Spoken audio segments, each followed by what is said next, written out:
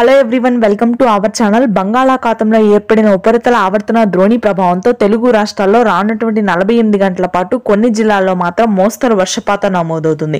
వివరాల్లోకి వెళ్లి ఏ జిల్లాల్లో వర్షాలు పడతాయి, వాతావరణ పరిస్థితిని తెలుసుకునే ముందు మీరు ఇంకా మన ఛానల్ గనుక సబ్స్క్రైబ్ చేయనట్లయితే వెంటనే సబ్స్క్రైబ్ చేయండి. ఇక వివరాల్లో గనుక వెళ్ళినట్లయితే ఉత్తర కోస్తా జిల్లాల్లో మోస్తరు వర్షపాతం నమోదయ్యే అవకాశాలు ఉన్నాయి.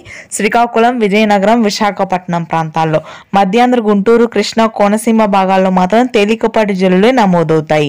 రానున్నటువంటి 2 రోజుల పాటు ఉష్ణోగ్రతలు కూడా పెరిగే అవకాశం ఉంది మధ్యాంధ్ర జిల్లాల వరకు కూడా. ఇక రాయలసీమలో అయితే ఎటువంటి వర్షాలు నమోదయ్యే అవకాశాలు లేవు, పొడి వాతావరణమే ఉంటుంది. కడప, కర్నూలు, అనంతపురం, చిత్తూరు వ్యాప్తంగా ఉష్ణోగ్రతలు భారీగా పెరుగుతాయి. ఇక తెలంగాణలో మాత్రం కొన్ని ప్రాంతాల్లో వర్షాలు నమోదయ్యే అవకాశాలు ఉన్నాయి. భారీ వర్షాలు నమోదు కాకపోయినప్పటికీ తేలికపాటి నుంచి మోస్తరు వర్షాలు అయితే ఖమ్మం, భద్రాద్రి, కొత్తగూడెం, మహబూబ్ నగర్ ప్రాంతాల్లో నమోదవుతాయి. ఇకపోతే హైదరాబాద్ నగర వ్యాప్తంగా మాత్రం రానున్నటువంటి 2 రోజుల్లో భారీ వర్షపాతం నమోదయ్యే అవకాశాలు ఉన్నాయి. రాజేంద్ర నగర్, చార్మినార్, చాంద్రాయణగుట్ట, బాలాపూర్, బనస్థలీపురం, ఆదిబట్ల, గట్కేసర్, ఉప్పల్, బోడుప్పల్ ప్రాంతాల్లో మోస్తరు వర్షాలు నమోదవుతాయి. ఇది ప్రస్తుతానికి తెలుగు రాష్ట్రాల లేటెస్ట్ వెదర్ అప్డేట్ అయితే. Thanks for watching this video.